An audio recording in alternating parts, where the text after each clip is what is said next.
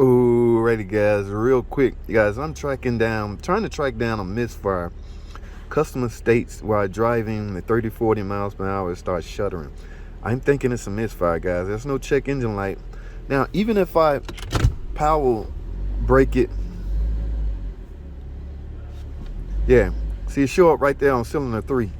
Alright, so this is very intermittent. It's not all the time. No check engine light on, no nothing. But just sitting here and idle, these cars won't bog down like they used to back in the past. Some kind of something would kick in and stop the RPM from going up if the brake is applied.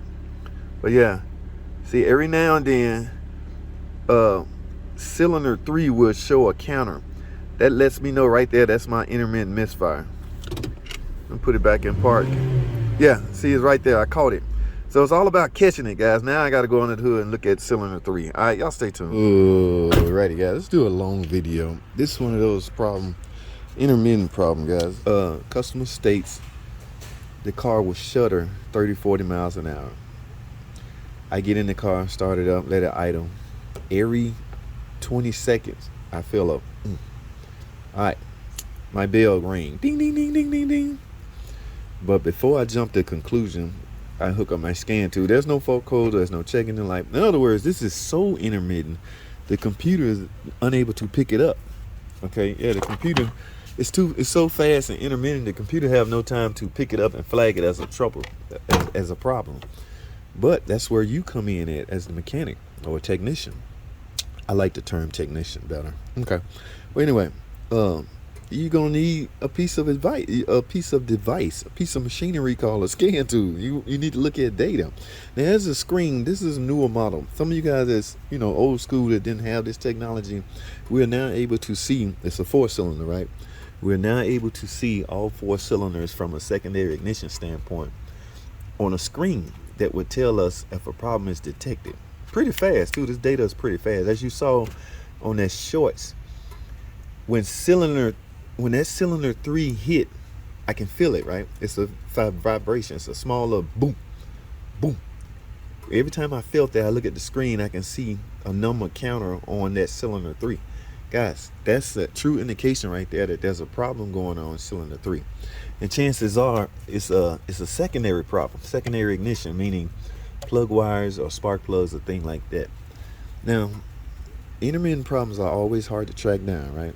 Because they're not constant. This what separates mechanics from technicians. Okay, a lot of mechanics or a lot of generalized car guys, they don't see a fault code, they don't see no problem. No, guys, the computer is good. This is a computer, by the way, the PCM. It's good. It's more sophisticated. It's fast, but it's not the end all. It just will not pick up everything. And in fact, the computer, even though it's very much improved over the years, it's still unable to detect some things.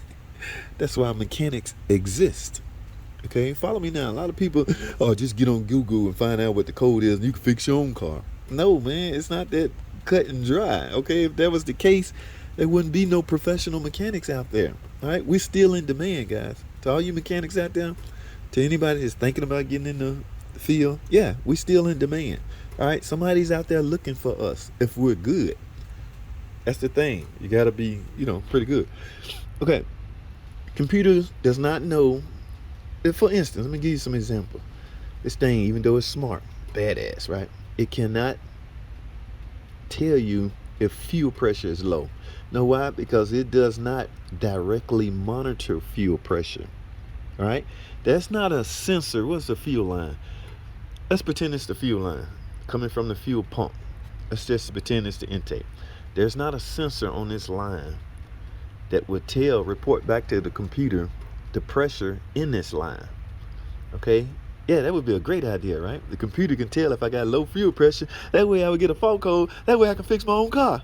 Yeah, that would be great, right? But no, the reason that's not implemented, it is now on the newer stuff, but before it was a risk factor. You can't just tie in sensors and gadgets inside a sensitive fuel pressure line like that. Yeah, imagine that sensor give out and start leaking and the car blow up. Car makers would be in major trouble. So for the longest, that technology was not available. So car makers had to come up with a more sophisticated way to alert the mechanics that there's a potential chance that there's low fuel pressure. All right, it would try to do some adaptation. Okay, it would try to lean out things, blah blah. It is, you may get a P0171 or something like that, fuel system lean. You know, it has other ways to tell you to look at the fuel pressure, stupid. If the O2 sensor is not seeing enough oxygen or seeing too much oxygen and not enough fuel, or fuel will give off other, or the proper fuel pressure will give off other readings that low fuel pressure won't. Okay, so if the computer sees that discrepancy, yeah, you as the mechanic has to put two and two together. Oh man, that's pointing straight toward fuel pressure, man. So now at that point, you hook up your fuel pressure gauge and verify fuel pressure. That way, maybe you can come to a conclusion that, yeah, your fuel pump is giving out, it's failing, pressure is not up to par. So let me take a break real quick. When I come back, we're gonna talk some more, man. Y'all stay tuned. Ooh, righty guys, we back. No sense talking on this whole video. Let's do this. Here's what I'm gonna do, guys. First, I'm gonna put my gloves on, guys. We're about to go into the operating room, okay? Yeah. All right, here's the thinking behind what I'm about to do.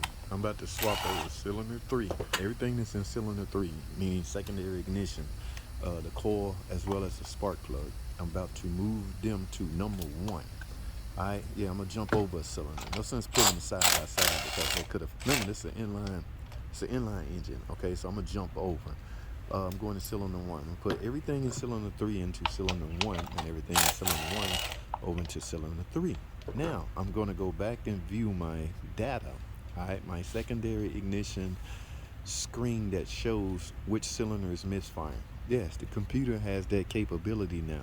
We didn't always have that, guys. So you new guys that are working on cars now, be thankful, all right? There's some new technology out there was not available back in my day when I started, all right? Yeah, y'all lucky.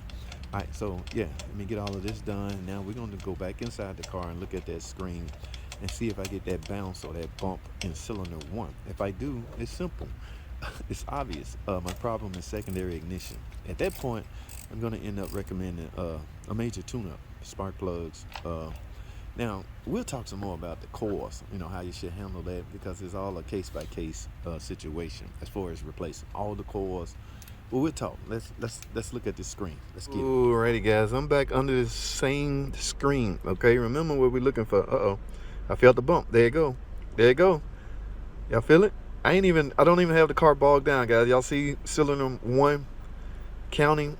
So everything I moved out of cylinder 3 is over in cylinder 1. You know what that tells me, guys?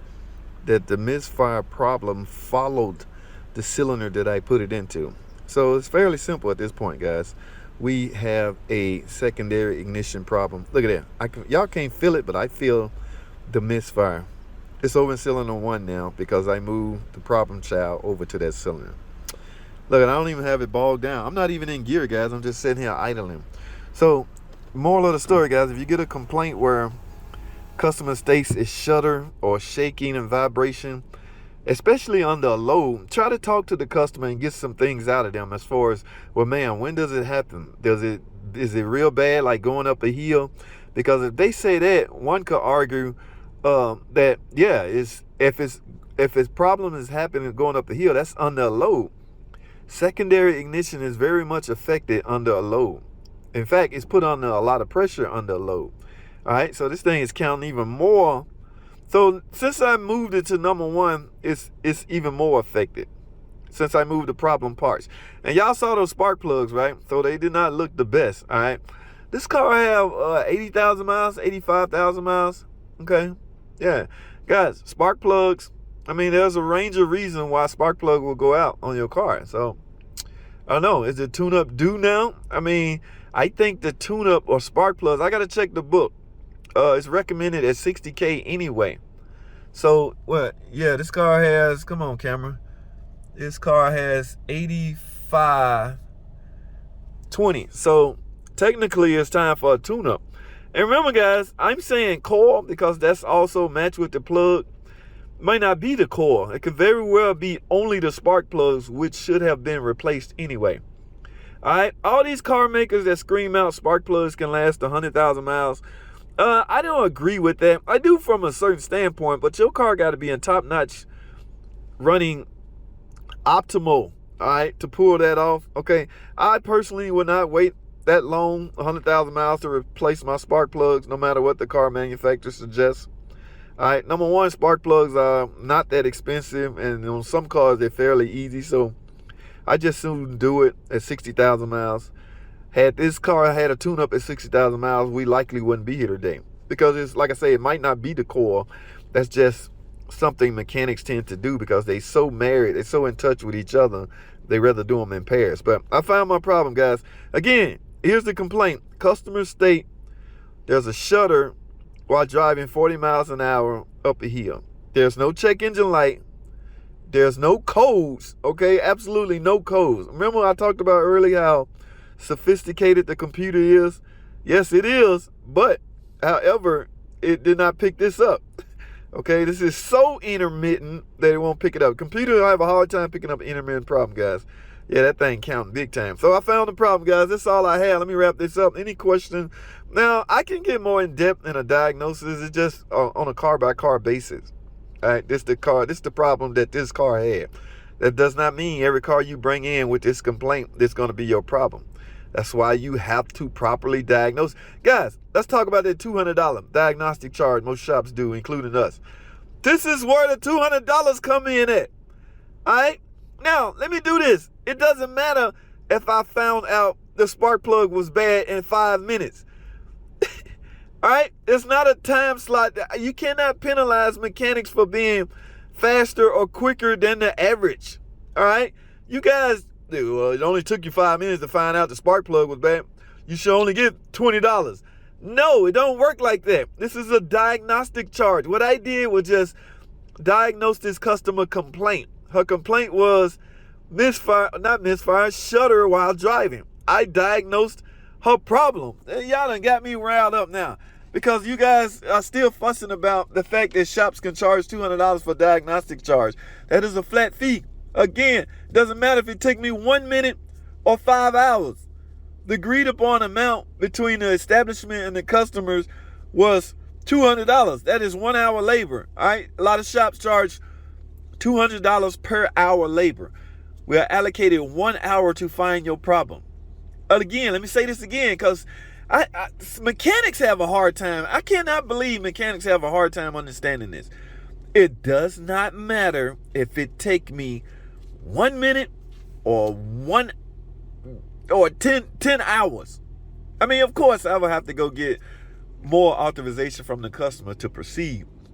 But you guys think because somebody figures something out quick, that's all. You're not paying for the time that they spend on your car. You're paying for their knowledge and outcome.